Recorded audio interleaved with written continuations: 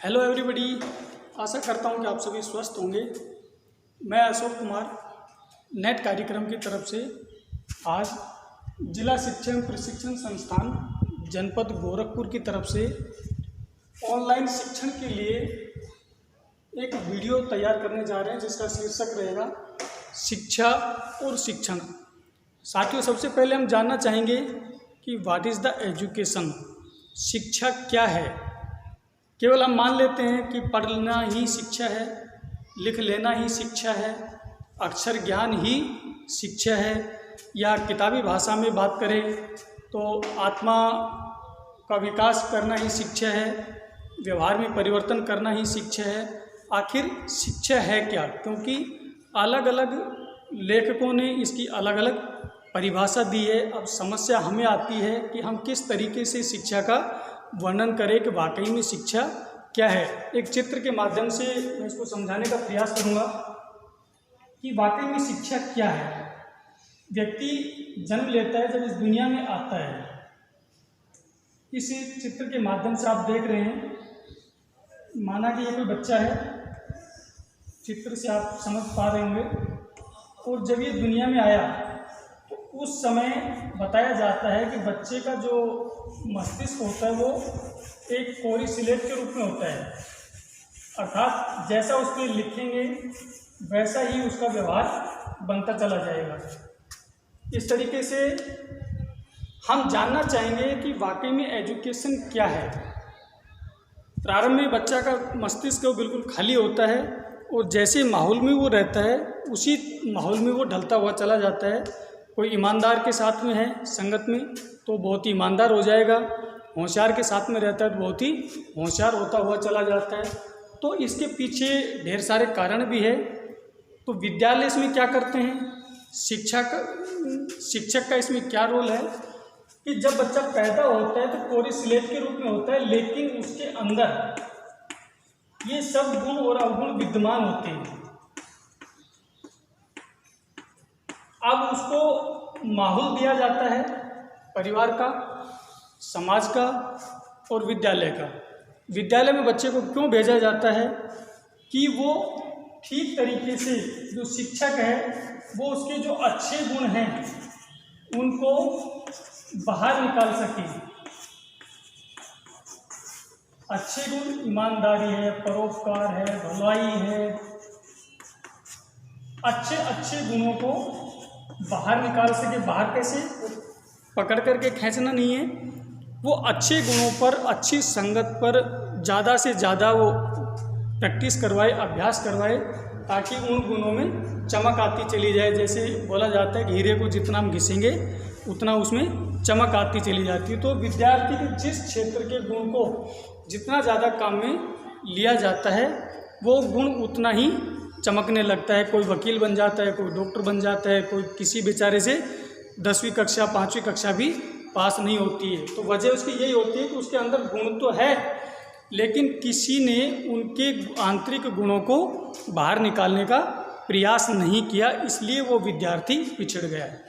तो निष्कर्ष रूप में हम क्या कह सकते हैं, what is the education? Education is the all round development process. कि शिक्षा है व्यक्ति के सर्वांगीण विकास की एक प्रक्रिया है, और ये सर्वांगीण विकास को कौन पूर्ण रूप देता है? वो काम होता है केवल एक शिक्षक का। कि विद्यार्थी शिक्षक के पास जाएगा तो शिक्षक उस विद्यार्थी के जो अच्छे गुण हैं उनको बाहर निकालने का प्रयास करेगा, और उसकी कोई समय सीमा निर्धारित नहीं होती है। इसलिए बोला जाता है कि शिक्षा जो है वो एक निरंतर चलने वाली प्रक्रिया है। दिन प्रतिदिन उसकी अच्छाइयों को बाहर निकाला जाता है। तो समझ में आया होगा, education is the all round development process. शिक्षा व्यक्ति के सर्वांगीण विकास की एक प्रक्रिया है। अब इस सर्वांगीण विकास को कौन अंजाम देता है? इसके लिए निर्धारित किया गया शिक्षक। तो शिक्षक भी बच्चे का सर्वांगीण विकास कहाँ करेगा? उसके लिए फिक्स किया गया एक विद्यालय 4 दीवारी का एक भवन, जिसमें रह कर के शिक्षक विद्यार्थी के आंतरिक गुणों को बाहर निकालता है। लेकिन इसमें भी हमने 3 बातें ली हैं। ये शिक्षा का हमारा कंप्लीट हुआ। व्यक्ति के सर्वांगीण विकास की प्रक्रिया ही क्या कहलाई? शिक्षा। केवल पढ़ना लिखना यही शिक्षा नहीं है, व्यक्ति का सर्वांगीण विकास को ही शिक्षा माना जाता है, व्यवहार परिवर्तन को ही शिक्षा माना जाता है, और वो कार्य करता है एक शिक्षक पूर्ण रूप से। उसके बाद हम बात करते हैं शिक्षण। शिक्षा के आंतरिक गुणों को बाहर निकालने के लिए विद्यार्थी को विद्यालय जाना पड़ता है, और उस विद्यालय में क्या होता है, विद्यालय के अंदर जो प्रक्रिया चलती है वो शिक्षण के अंतर्गत आती है। अब शिक्षण किसको कहेंगे, केवल शिक्षक और छात्र, इसको त्रिध्रुवीय प्रक्रिया माना जाता है। पहले इसको द्विध्रुवीय प्रक्रिया माना गया था। इसमें 3 बिंदु हैं, शिक्षक, छात्र और पाठ्यक्रम। ये 3 बिंदु शिक्षण के चर इसको कहें, शिक्षण के पाद कहें। शिक्षण की प्रक्रिया में 3 बिंदुओं का होना जरूरी है, शिक्षक, छात्र और पाठ्यक्रम। इन तीनों के मध्य की अंतःक्रिया, यानी शिक्षक और छात्र आपस में वार्तालाप करें, लेकिन किसको ध्यान में रखते हुए, पाठ्यक्रम को ध्यान में रखते हुए शिक्षक और छात्र अगर अंतःक्रिया करते हैं और उस अंतःक्रिया से विद्यार्थी का व्यवहार परिवर्तित हो, व्यवहार परिवर्तन।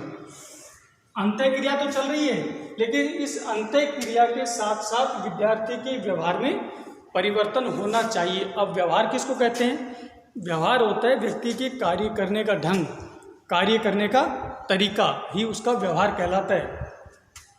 व्यवहार का मतलब ये नहीं कि पहले मैं चोरी करता था, आजकल मैंने चोरी छोड़ दी तो मेरा व्यवहार परिवर्तन हो गया। मूल रूप से इसको देखा जाए तो विद्यार्थी जितना जान रहा है आज, यानी उसका पूर्व ज्ञान है, और उस पूर्व ज्ञान में अगर कुछ नया ज्ञान आकर के जुड़ जाता है तो ऐसी स्थिति को भी व्यवहार परिवर्तन कहा जाता है। तो व्यवहार परिवर्तन कौन करता है, शिक्षक और छात्र की अंतःक्रिया से। किसको ध्यान में रखते हुए, पाठ्यक्रम जो हमारा कैरिकुलम है उसको ध्यान में रखते हुए उसी से संबंधित बातें चलें। अब ये पाठ्यक्रम की बातें चलेंगी तो निश्चित रूप से विद्यार्थी की वो पढ़ी हुई नहीं होती हैं, कुछ न कुछ नई बातें उसके पुराने ज्ञान में आकर के जुड़ जाती है, और पुराने ज्ञान में आकर के जुड़ जाती है और वो अधिगम हो जाती हैं, उसकी मेमोरी में चली जाती हैं, तब निश्चित रूप से उसके व्यवहार को परिवर्तन बोला जाएगा। ठीक, इस व्यवहार परिवर्तन से विद्यार्थी क्या करता है, कुछ न कुछ सीखता है।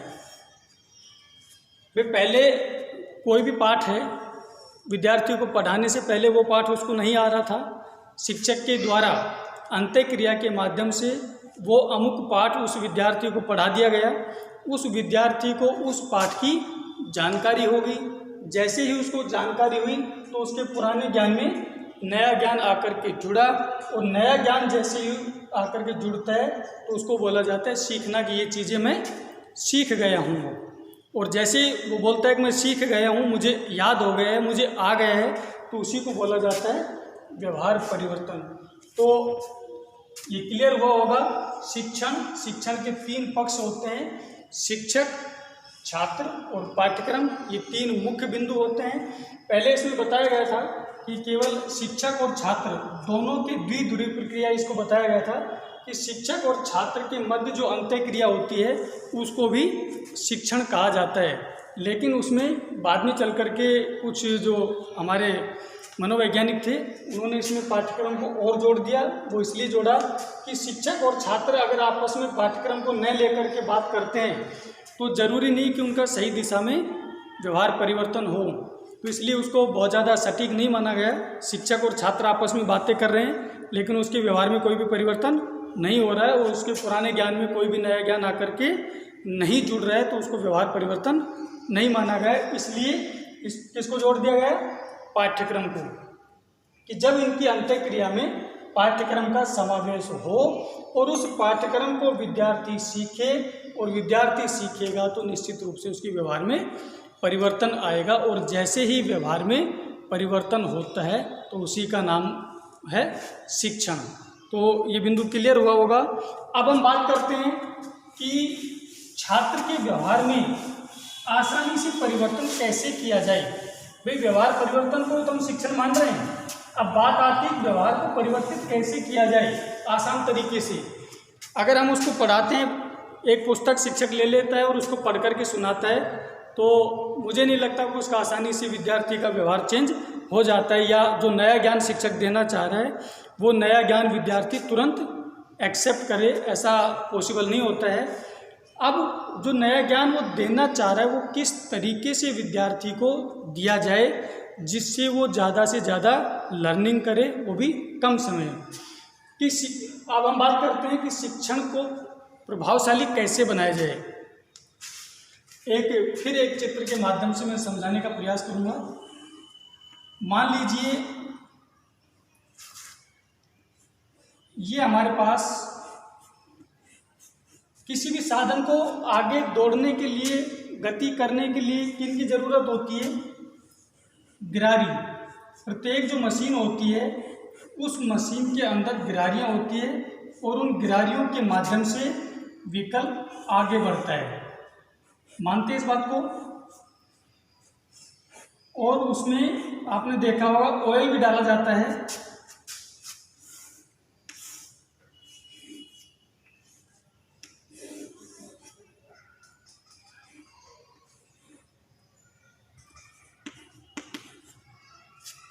ये मैं बताना चाह रहा हूँ कि शिक्षण को प्रभावशाली कैसे बनाया जाए, विद्यार्थी का व्यवहार परिवर्तित कैसे किया जाए, इसके लिए शिक्षक क्या कर सकता है। जैसे एक मशीन को गति देने के लिए, एक बाइक को, एक कार को गति देने के लिए उसके अंदर गिरारियाँ होती है, और वो गिरारियाँ जब चलती है पेट्रोल के माध्यम से, जब वो गिरारियाँ चलेगी तो वो व्हीकल आगे बढ़ेगा। तो उसी तरह से शिक्षण में भी 3 बिंदु हमने बताए आपको: शिक्षक, छात्र और पाठ्यक्रम। मान करके चलते हैं ये 3 गिरारी है शिक्षण रूपी साधन के अंतर्गत। अब ये 3 गिरारियों में अगर ऑयल हम नहीं डालेंगे, किसी व्हीकल में ऑयल नहीं डालते हैं, तो क्या होगा? वो व्हीकल ज़्यादा समय के लिए नहीं चल पाएगा, उसमें गर्मी पैदा हो जाएगी, या वो व्हीकल बंद हो जाएगा, या वो पुर्जा जल्दी टूट जाएगा और ठीक तरीके से वो व्हीकल गति नहीं कर पाएगा। तो इसलिए उस व्हीकल में, उन गिरारियों में क्या रखा जाता है? ऑयल, ताकि वो चिकनाहट से लंबे समय तक स्मूथ तरीके से वो व्हीकल चल सके। अब शिक्षक पढ़ाता है कक्षा में, ऑयल का उपयोग नहीं कर रहा है, अर्थात कोई भी सहायक सामग्री का उपयोग नहीं कर रहा है, तो माना जाता है कि वो इस तरह की गिरारी है बिना ऑयल की। जो ट्रायंगल है शिक्षक, छात्र और पाठ्यक्रम का, जो 3 गिरारी हैं वो बिना ऑयल के चल रही है, तो स्थिति वैसी होगी जैसे एक किसी साधन की होती है, जो अगर उसमें ऑयल ख़त्म हो जाता है तो वो साधन आगे चल करके बंद हो जाता है या ठीक तरीके से नहीं चल पाता है। वही स्थिति हो जाएगी शिक्षण की अगर उसमें ऑयल नहीं होगा। तो ये ऑयल क्या है? ये शिक्षक के पास विधि, प्रविधि, सहायक सामग्री हैं। सहायक सामग्री, अगर शिक्षक अपने शिक्षण कार्य में विधि, प्रविधि तथा सहायक सामग्रियों का सहारा नहीं लेगा तो उसका शिक्षण कार्य प्रभावशाली नहीं होगा। ये विधि, प्रविधि और सहायक सामग्रियां ऑयल का काम करती है। जैसे व्हीकल को आगे बढ़ाने में ऑयल मददगार है, उसी तरह से शिक्षण की प्रक्रिया को आगे बढ़ाने के लिए किसकी आवश्यकता है?